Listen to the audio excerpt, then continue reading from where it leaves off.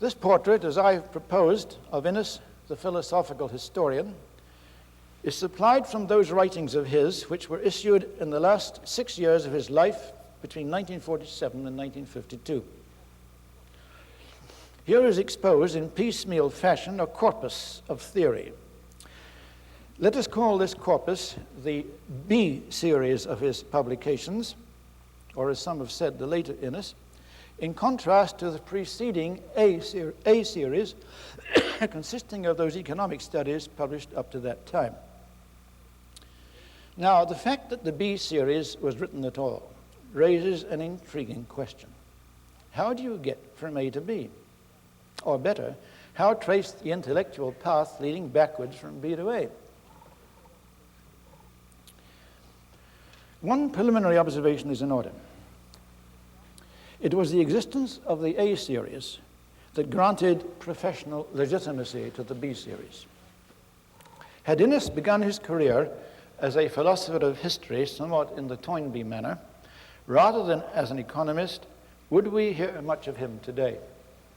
I doubt it. He was not a popular writer and never wanted to be.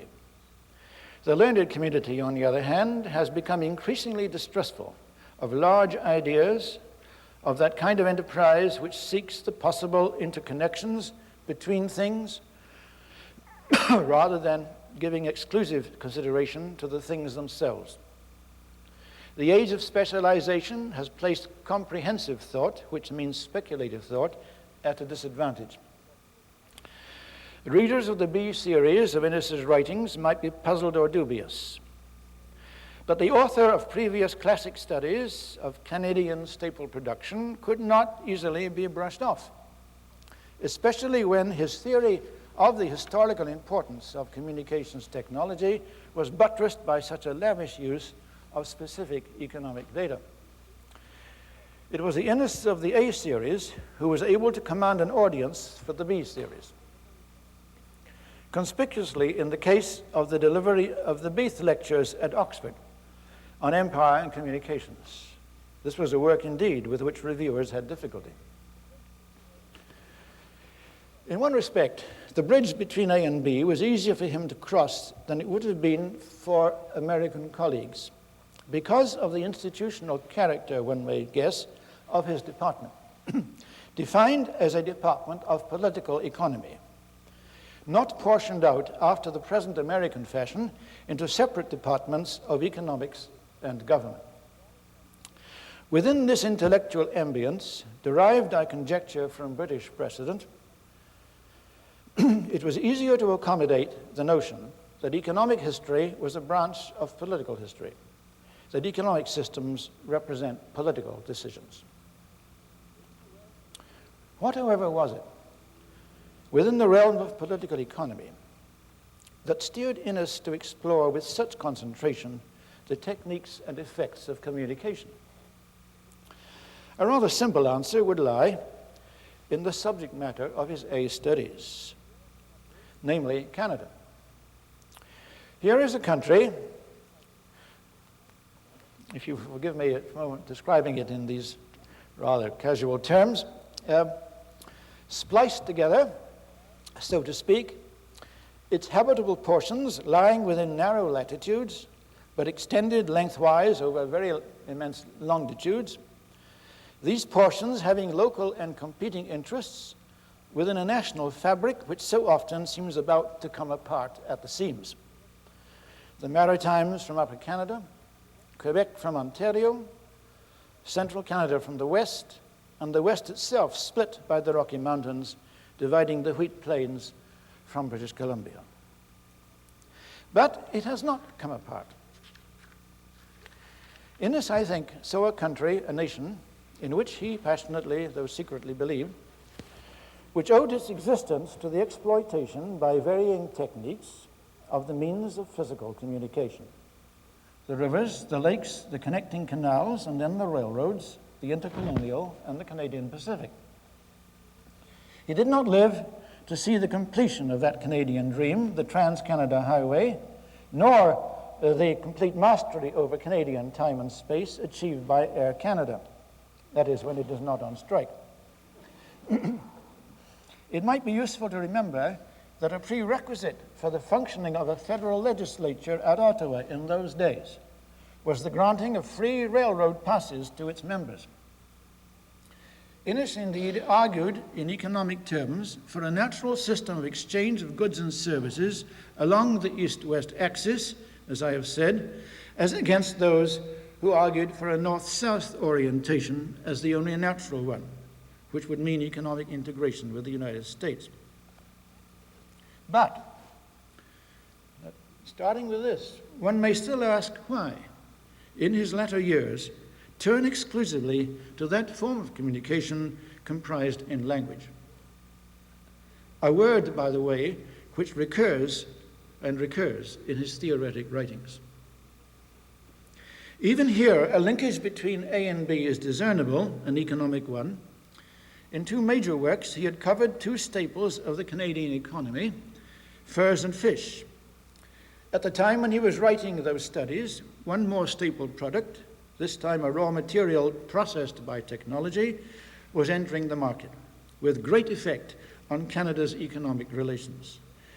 This was wood pulp, processed to make the paper conspicuously consumed by the American and British press. Innis, it is said, planned a study of this industry to complete his previous ones, but I suggest that he became fascinated and perhaps repelled by what the Canadian forests were being turned into. A new means of mass communication by language conspicuously lending itself to monopoly control. One might still ask why an economist turning his attention to the present effects of the pulp and paper industry should allow himself to become entangled in the problems of human communication in general, on a historic scale, reaching back to antiquity, almost to the exclusion of all other matters. I detect here a strand connecting him with his native soil of Ontario. He grew up in a farming community in which two facts of life as it was lived confronted the thoughtful youth, and Innis was very thoughtful.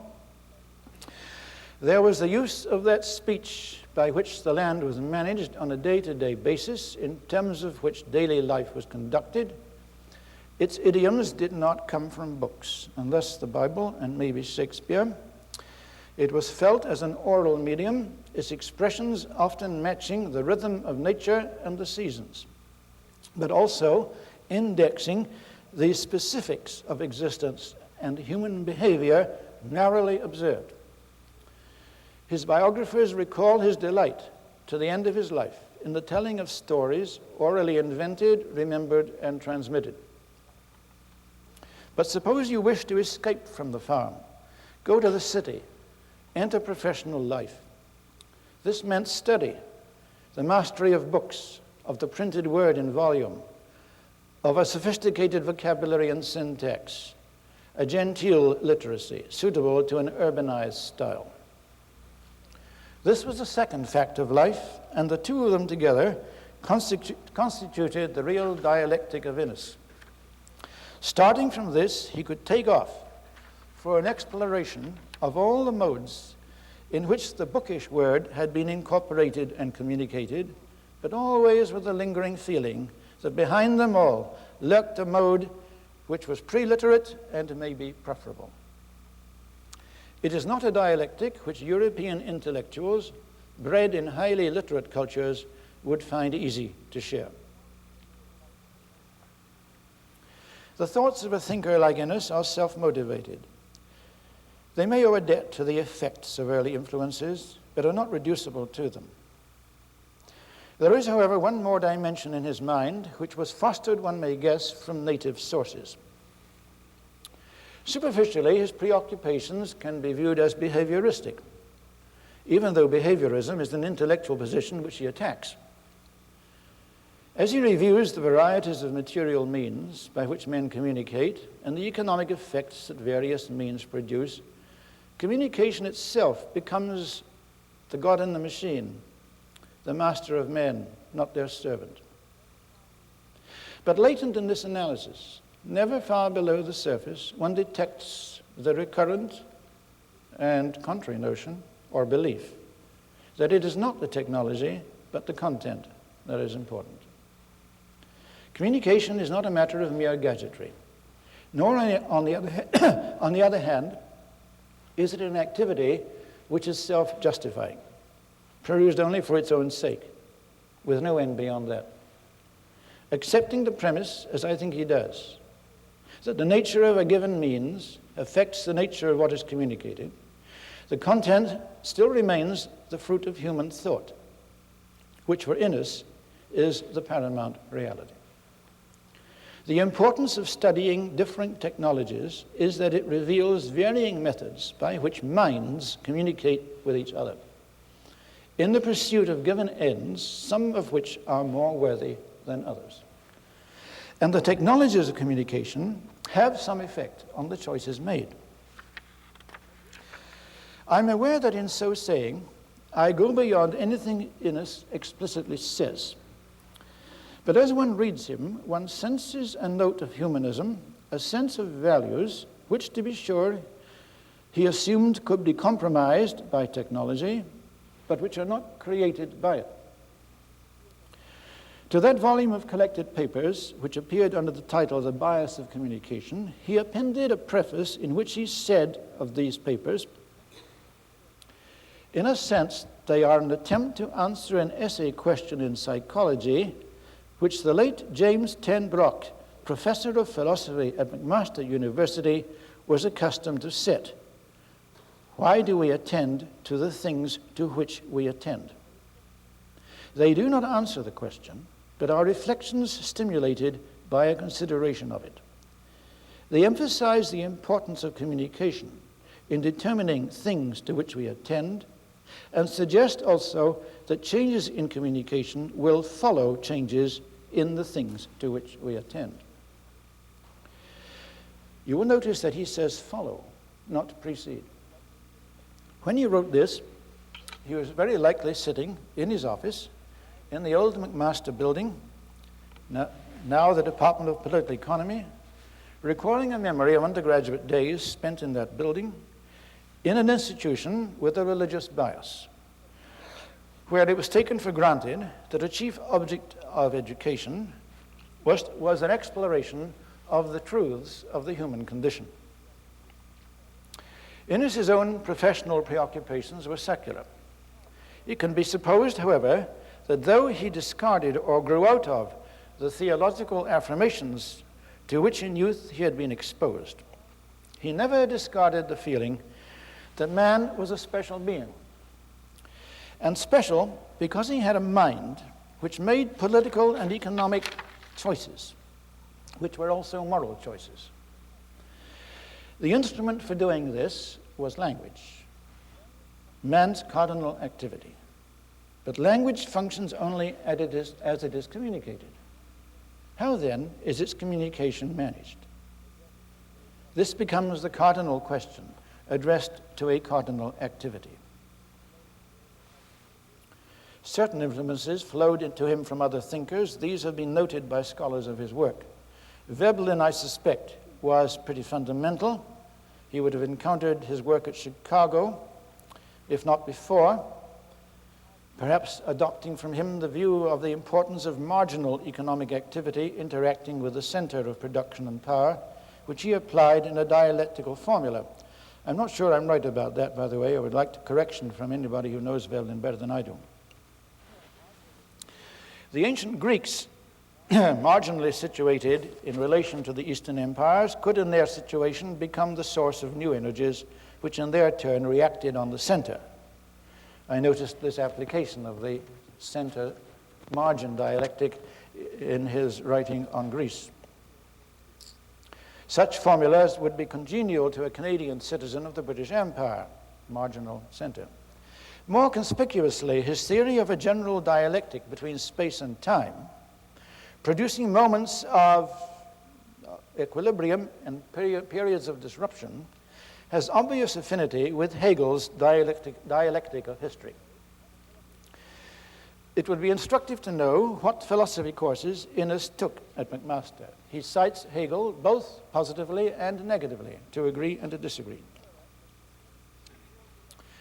I think, however, that the attempt to forge a link between Innis and Marx must on the whole fail. The framework of Innis's dialectic is not furnished by conflict between classes with conflicting interests. The ownership he is interested in, so far as he is interested in ownership, is that exercised over the means of communication rather than production. His skeptical temper would also have rejected the Marxist utopia of a classless society as naive and philosophically impossible, since it presumes the end of the historical process. His intellectual roots grew in the Canadian soil out of a Canadian experience. They, of course, owe a debt to European nourishment, but in this connection, speaking myself as a classicist, I would venture to call attention to a certain educational advantage that he may have enjoyed in avoiding Oxford, which several of his academic contemporaries attended as Rhodes Scholars, avoiding it in favor of Chicago. At Oxford 60 years ago, had he taken Greats, the present degree in philosophy, politics, and economics did not then exist, he would have been exposed to an intensely urbanized and urbane community, highly literate and conscious of the fact, and to an intellectual climate still pervaded by the philosophical assumptions of neo-idealism, as these had taken hold in the writings and teaching of Green, Bradley, and Bosanquet. Had he been introduced to classic Greece, he would have been required to view it in terms of the achievement of ideals, moral, political, and spiritual, certainly not in terms of technology, still less the technology of communication. The same idealistic bias informed the teaching of men like Maurice Hutton, an Oxford Greatsman who brought Plato, one may say, to Toronto. He was still both professor of Greek and principal of University College at the time when Innis was completing his degree at Chicago. The same could be said of E.J. Erwick, his own chief in the in his own department, with whom he had frequent and sometimes bitter differences. When, therefore, in the mature years of his thinking, Innis turned to contemplate Hellas, he did not have to listen to these siren voices. He immediately grasped the oral situation in which the Hellenic experience had begun, and the vital importance of the intrusion of the alphabet, a new technology, into this situation. I quote, "Absorption of energies in mastering the technique of writing left little possibility of considering the implications of the technique." This kind of observation, as he made it, was not the fruit of a classical education. And I doubt whether it would occur to any members of a classics department to make it. But it does correspond in a way to the conditions of a North American education, whether you apply it to the youngster on the farm or the inhabitant of the present urban ghetto. To this attempt of mine, I hope not too presumptuous, to reconstruct Innis's intellectual journey, I add a postscript on the relationship between his investigations and my own. This is more slight than some may have supposed.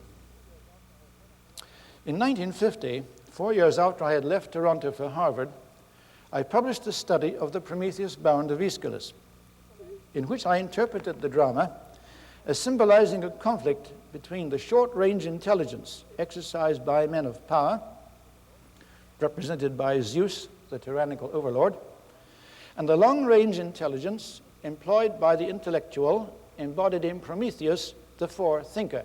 The word Prometheus so indicates.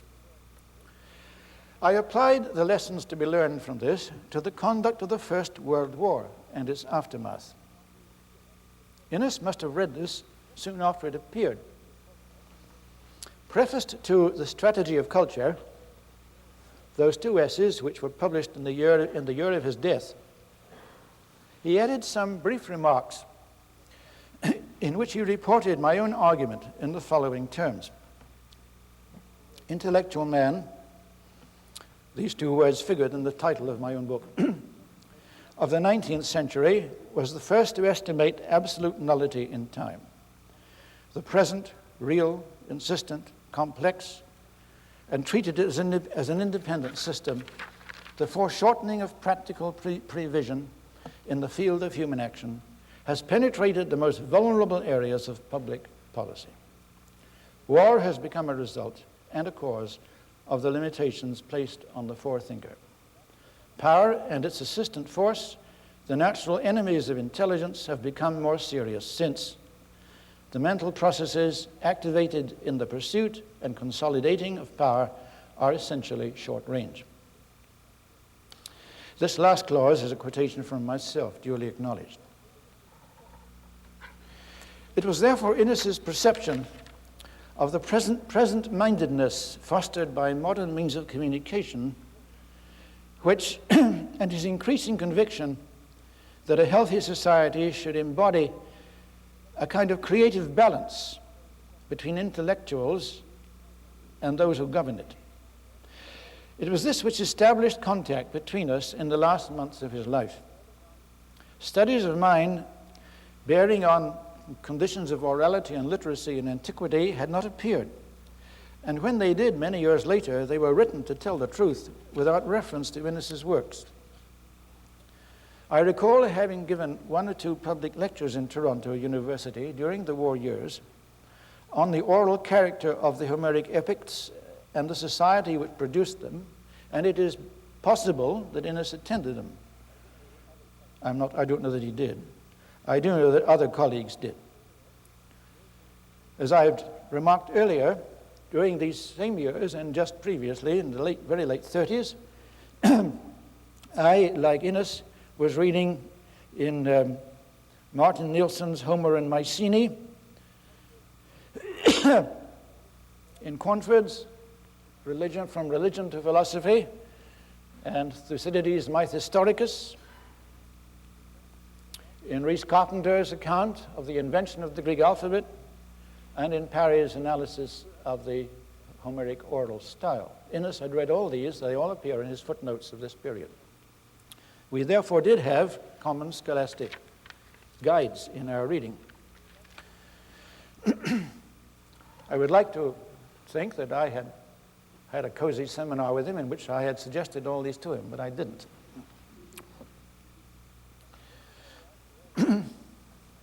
I suppose if I were asked to add any corrections of my own to Innis's work from my perspective, it would be to suggest that his moral preference for the oral word is colored by a certain romanticism which history fails to justify. It is all very well to stress the oral component in Greek culture, but after all, it was mainly the alphabet which released the energies of this culture into history, both for the Greeks and their successors. Without this technology, how much would the Romans, not to mention ourselves, have known of the Greek mind? The Romans had more of the physical monuments than we have, but would these have been enough?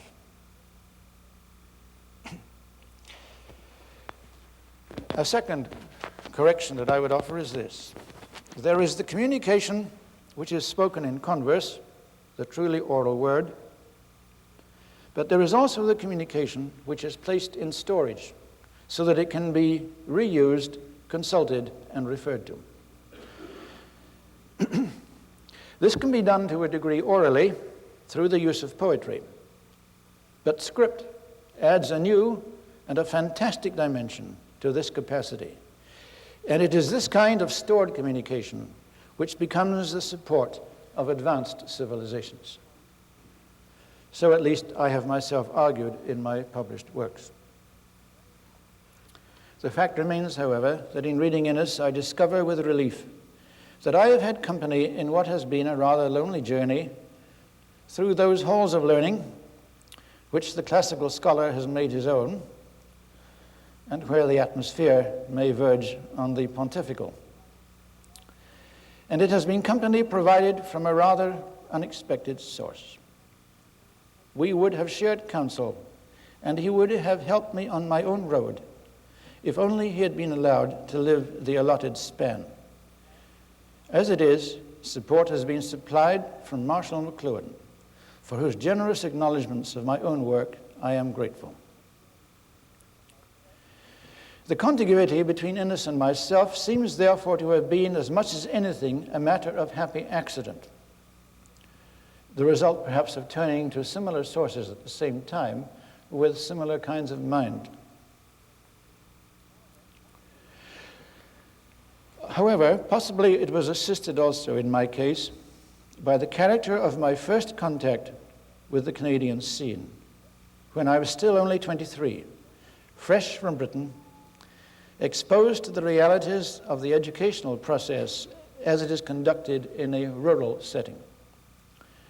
The college which employed me, like McMaster, a Baptist institution, was surrounded by the apple orchards of the Annapolis Valley in Nova Scotia.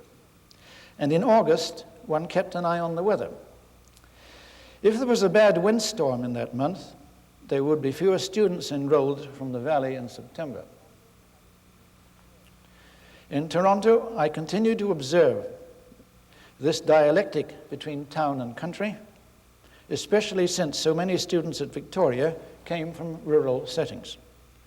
I think these impressions encouraged me in the formation of the view that ancient Greece must have had its own forms of educational enterprise conducted in conditions which, however remote, might bear some similarity. This would not have occurred to me had I stayed in urbanized England. And maybe I can claim some slight community here with Innis, even though he was a native Canadian, and I, of course, am not. Take him all in all, in the specific categories of his achievement, you will not, I think, find up to this point in time his equal among his fellow Canadians. A fatal illness of the body overcame him when his mind was still young, superactive in the formulation of a historical theory or set of theories which he did not live to complete. He had always retained a surprisingly youthful appearance to match the mind within. His biographer records the memory, it is mine also, of that tragic change which overcame it in the latter days of his life. This had already occurred when I went back to Toronto to encounter him for the last time. I remember being slightly surprised, it was a few years since I had seen him, by a kind of nervous and suppressed energy which seemed to animate him. He seemed not so much to walk around the building as stride purposefully through it. I speculate that he may have sensed already that not much time was left, and that he was determined to pack the maximum of thinking, reading, and writing into it, drawing on the resources of a disciplined will, assembling all those concepts, researches, and conclusions which constitute what has been called the third phase of his scholarly journey, putting down all he could as quickly as he could, often in jumbled sequences which make hard reading. I hazard the opinion that his premature death constituted a minor disaster in the long history of the human understanding.